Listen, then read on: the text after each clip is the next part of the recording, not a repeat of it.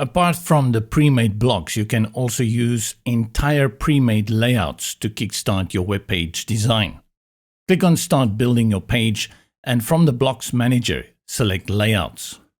On the left, you can filter through the categories and then select any of the layouts that you find suitable for the site you are designing. You can preview it and go back. Choose another one, and once you find a suitable layout, make sure that you select at the bottom, Replace Global Styling. This will make sure that the theme colors are also imported.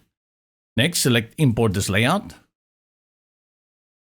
And in a jiffy, the page is completely imported onto your page with all the content.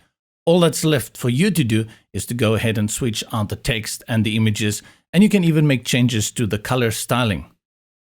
If you go to Global Styling on the left, you will see a new current style. A torno has been imported together with this page layout to make sure that it brings in all the full styling for this pre-made template.